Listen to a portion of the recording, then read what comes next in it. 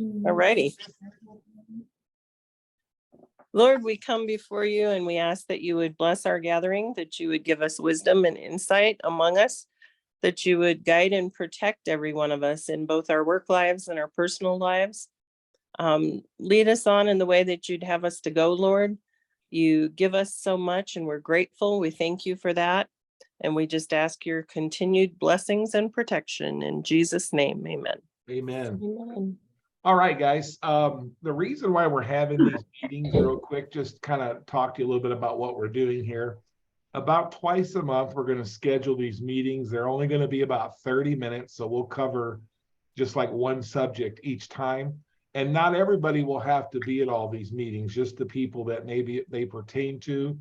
But the purpose of these meetings is, as you know, we've been filling out values, just kind of talking about some of the values. And one of the values that got 3 or 4 people that wanted it was knowledge, understanding of kind of what we do in the office. And you probably know that it's not uncommon sometimes for us to, we learn our jobs and we do our jobs, but we really don't understand how the office flows, what Medicaid needs, what Medicaid is, what TA needs, what TA is. Docs needed sheets, the proper forms that need to be filled out, things that need to be done, updating ACT. It just goes on.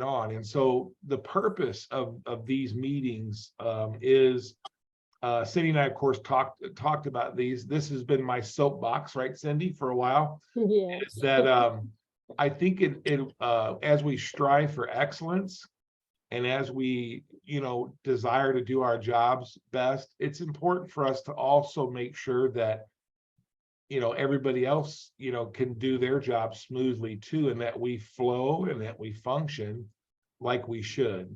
And so a lot of times, just to give you one example, there'll be intakes, and maybe if docs needed sheets aren't done correctly, or people don't know how to do docs needed, or the forms that need to be filled out, or what docs needs to have on it, then we end up having to call the clients back. We end up having to chase.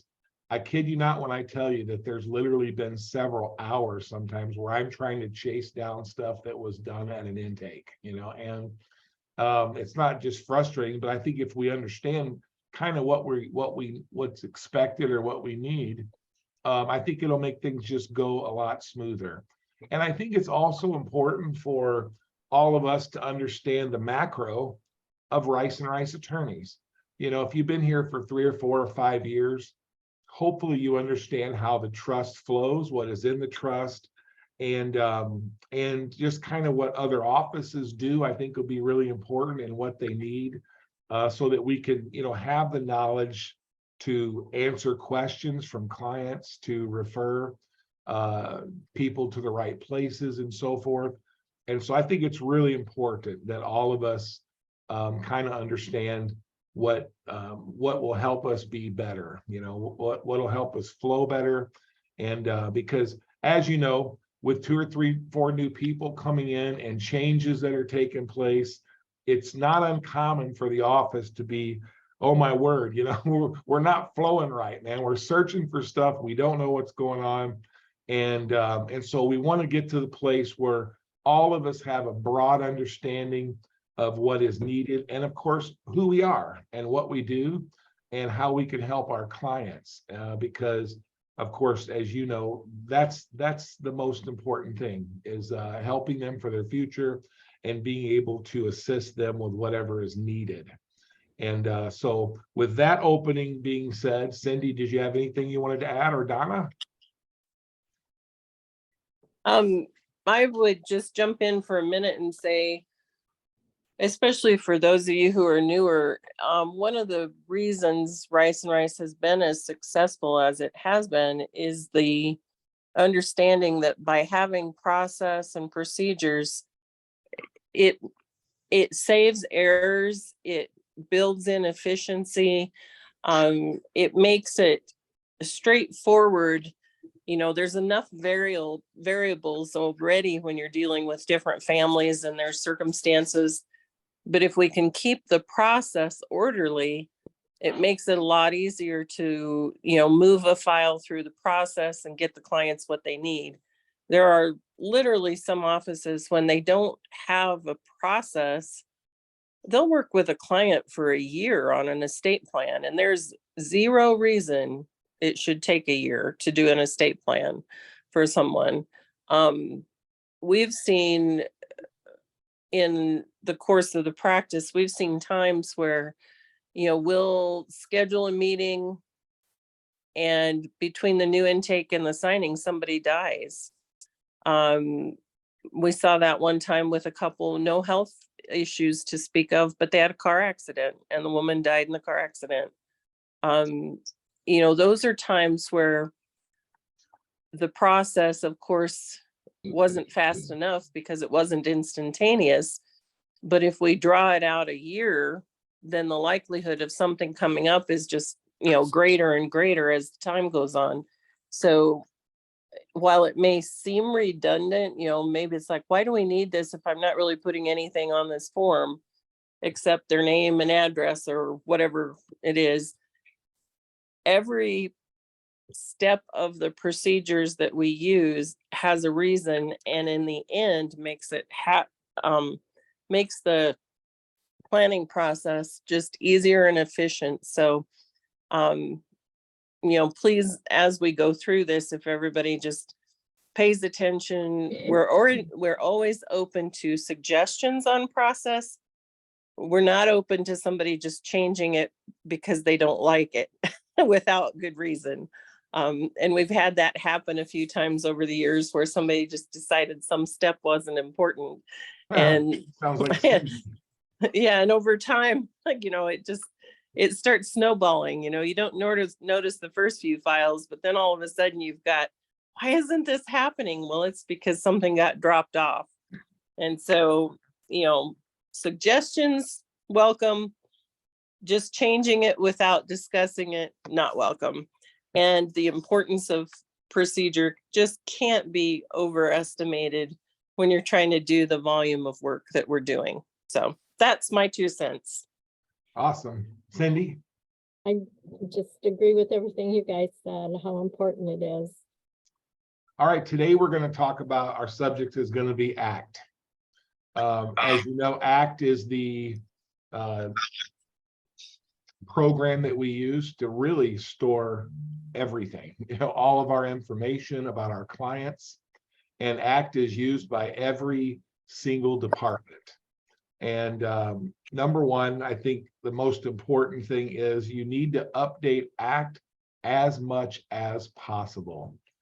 Anything that can go in ACT, you need to put it in ACT, because ACT is used a lot, of course, by all of us. And when we talk to clients and we answer questions and things, notes should be placed in ACT so that people can follow what's happened with that particular client.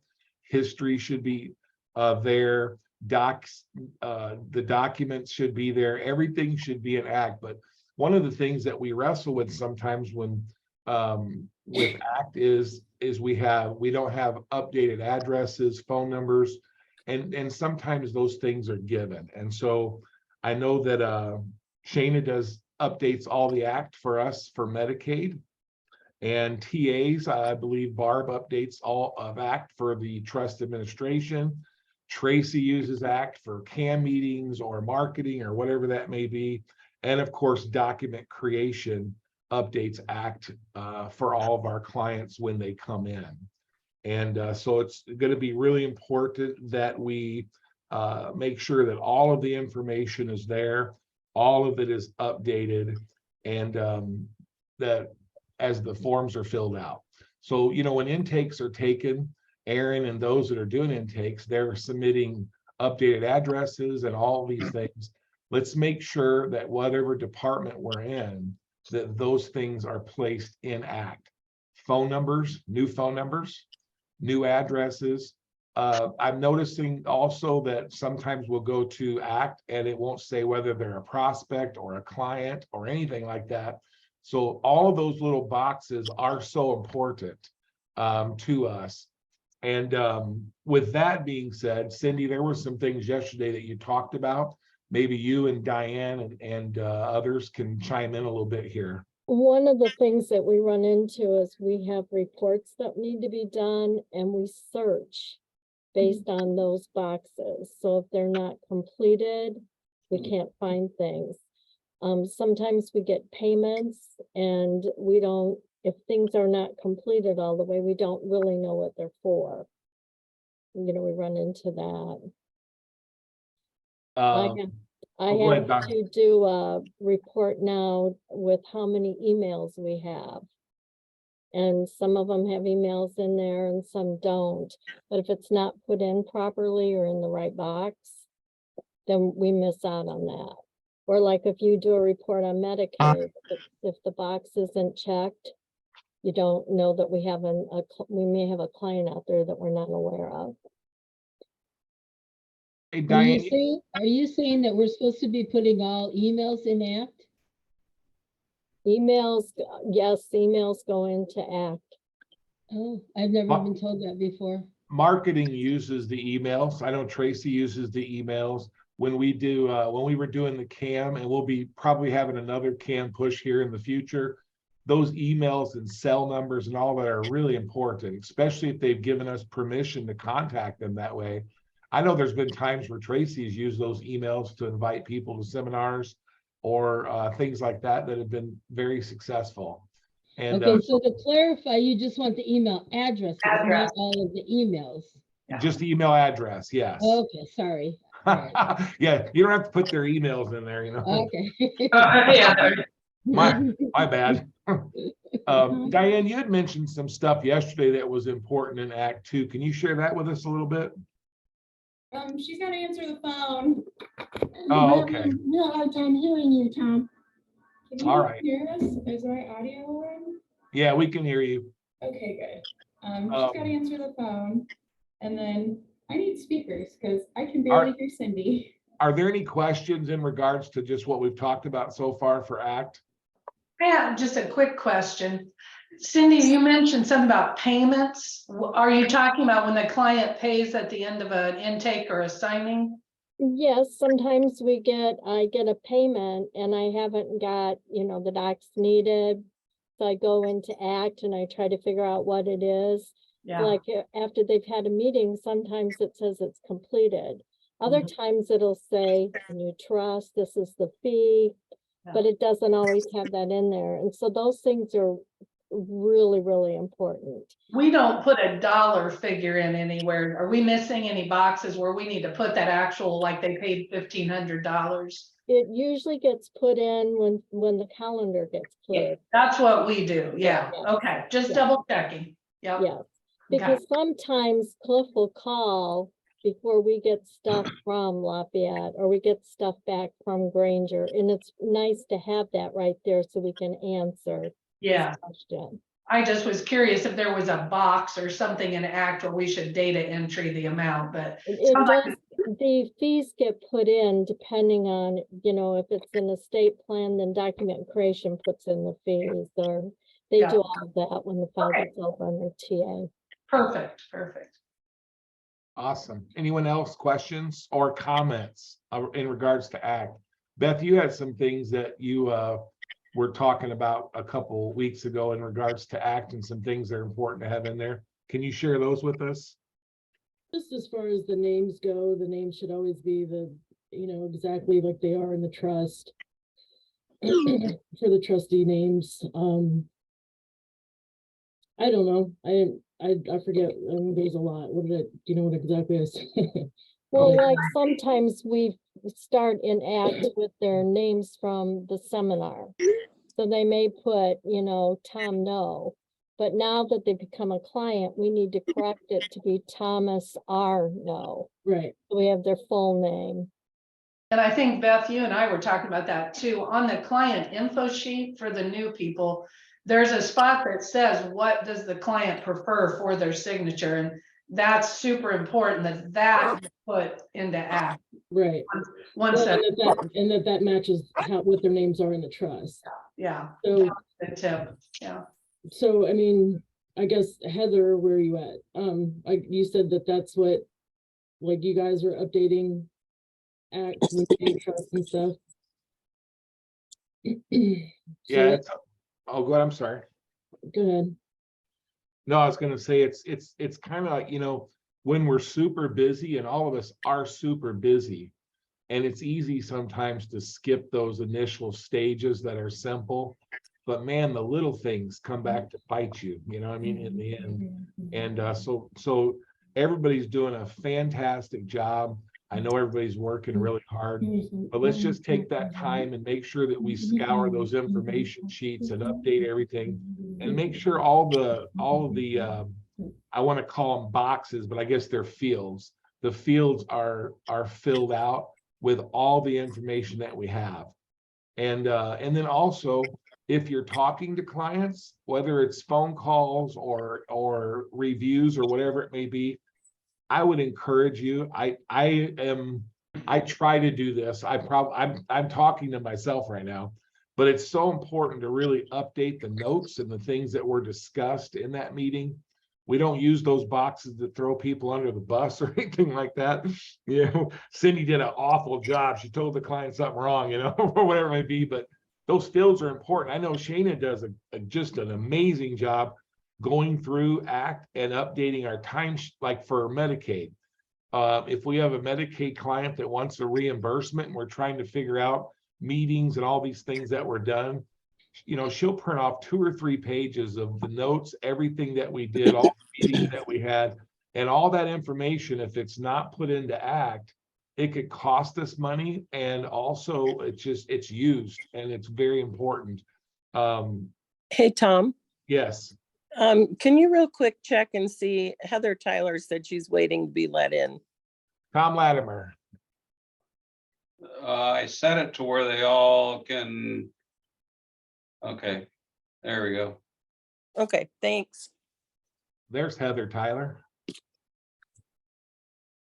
So those boxes are really important, you know. Document creation, Heather, you guys do the initial ones, don't you, for ACT? When you receive information sheets and all that, you guys update all of ACT with all the estate planning and all that initial information, correct? And Barb, you do all the TA stuff, right? Yes, I do. And Shayna does all the Medicaid stuff, correct? Okay, so we'll just make sure that all that info gets in there. Just to clarify, not the initial, it's that's usually entered in by Diane or Tracy in the very beginning, and then we get it and update it from what we receive on the info sheet. Okay, very good. So Diane does and Crystal and Tom or whoever does the initial entries of these things. And then when you guys get all the information, you verify and check phone numbers, addresses, and check boxes and turn them into clients and all that good stuff. I know this seems extremely elementary, but it's really important, you know, and you know, we all use ACT all the time. And like next week, we're going to talk, our next 2 weeks from now, when we have this meeting, all of us will not need to be here. Probably just the front desks and those that do intakes are with clients, because we're going to talk about docs needed sheets and handing in the docs needed sheets, all the stuff that is needed.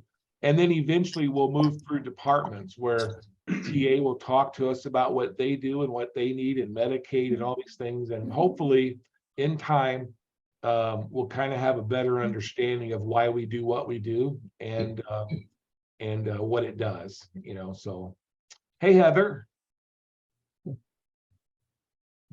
Hello. All right. Anybody else? Any questions? Hey, Tom. Yes, Tracy. Good morning. Hey, good morning. Just, I just want to say, like, I agree with what you're talking about with everything, you know, being entered in ACT and how important it is. And just to give you guys an idea, like with how I use ACT is I will, you know, Tom mentioned, like, I will send emails to clients to invite them to a seminar. So, you know, for example, if we have a seminar where we maybe didn't get the response that we wanted, I will send out an email invite to, you know, specific clients to invite them to come to the seminar. And the report that I generate for to get those emails is only going to be as accurate as what has been entered in ACT. So, and same like if we're doing a CAM mailing, you know, these reports are, you pull from different fields in ACT, and it's only going to be as accurate as what's put in there. So I've run into problems before where, you know, it's not been as accurate as what it could be because the information wasn't entered correctly. And that even goes to like whenever the forms are entered after the seminars, and in the one field where it says referred by, and then we enter seminar and the venue and the date, sometimes the venue isn't getting entered in. So if I, for example, wanted to run a report with the venue, like to see what seminars we had at a particular venue, if the venue hasn't been entered in there, then that particular record is not going to show up in that report. And the date of the seminar. If the date was entered with slashes or dashes, it makes a difference. Like if the date was entered with a slash and I'm trying to pull the report, entering it with a dash, then the slashes are not gonna come up. You know what I mean? So just a quick question, sorry, which one are we supposed to use? Dashes or slashes? Slashes. Okay, good. Yeah. But on that note, I think maybe it would be a good idea just to have a review for everybody of how everything should be entered in ACT. Like another example would be, I know if we have the email address for both the husband and the wife, the husband's goes in the P email and the wife's goes into the email fields. But if we only have one address between the husband and the wife, then it just gets entered into the P email address. But that makes a difference because if I'm generating a report with the email addresses and the salutations, then the salutation might be wrong if the husband's or if the wife's email is entered in for where the husband's is supposed to be. And Tracy, if it's a single person, there's still P, right? Right. Yeah. It's kind of like phone numbers too. If you only have one phone number, say it's a cell phone number, you should put it in the cell phone number field, but also put it in their regular phone number field too. Because if we do some type of a text mailing or something like that, and it pulls from the phone field or the cell field and nothing's there, then, you know, that report will lack also. One of the things I noticed too, Tracy, was that, you know, we do seminars, we do a lot of mailings for seminars, and you spend a really pretty penny with those seminars and making sure that they're done right, which they are amazing, but you get a lot of return mail, you know. So if it's possible that we had some of them maybe lack of updated addresses and whatnot, so that they receive their information. So Diane, one other quick comment on that, so everybody understands why Tracy might be running, you know, searches on certain fields. There's kind of a constant process of analyzing what locations are working and what kind of clients are coming in and what revenue is being generated from each of those venues. And occasionally we'll find that, you know, people just don't like going to a certain restaurant or something. And so we'll look, you know, Tracy will search for another venue. All of that kind of hinges on what information she can mine out of ACT to find, you know, are our efforts paying off? Is the marketing, you know, budget that we're using, is it productive, or are we just wasting money? It's super easy if you don't pay attention to what's going on at the seminars. It is so easy to spend $5,000 and it's totally wasted. And we've had that happen in the past where, you know, you pay for a seminar, you do all the mailings, the you know, the reservation, you may even have a, you know, a certain number of meals you have to pay for, and then nobody shows up. those are not pleasant experiences. So there is always kind of this constant process of analyzing the seminars. And that's a lot of why Tracy is pulling some of those reports that she does. So I just wanted everybody to have, kind of go into the depth of what we're looking for in ACT beyond sending a letter. Right. Anyone else? Hey, Tom, if anybody here in Valpo has a question about entering, they can come talk to me too. Okay, yep, Diane's the pro. And so any questions, you can talk to her about that also. So anyone else? Just a quick thought. I was thinking about incoming phone calls. When people call and the front desk picks up, it's hard to multitask sometimes, but if you can get on ACT and glance at anything, it might give you a little more education before you talk to the client, like, were they just in?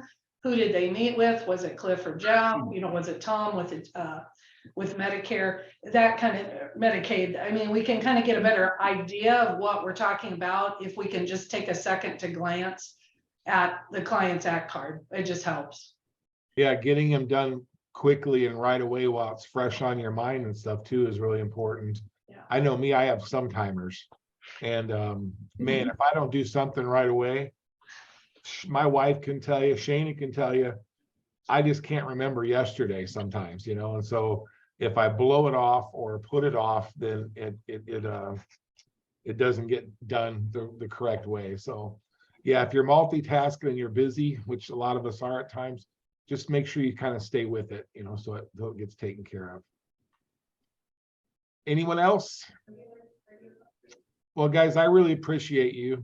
And every other week we'll be doing these, but all of us will not need to be there. I'll still send the invite to everyone in case you want to pop in. But if we're talking about a subject that doesn't pertain to you, I don't want to waste your time. I think for documents needed though, I think everybody needs to be there. Yeah, so next week we're going to be talking about the intake meetings. We're going to be talking about the forms that need to be filled out at those intake meetings, and all the information that needs to go to, like, for example, if you have an intake meeting and all we get is maybe a PANA board and the docs need sheet says see PANA. Well, that PANA doesn't always have everything, or it's kind of like the return of Jesus chart sometimes too, you know what I'm saying? If I could figure this thing out, we would do really well, That's when Jesus is going to return, when he can figure out those charts. And so having all the proper forms, I created a 3 or 4 page form for Jeff when he was first hired of the things that are really important. And we have those available, and Cliff talked about really wanting to use those at the intake meetings.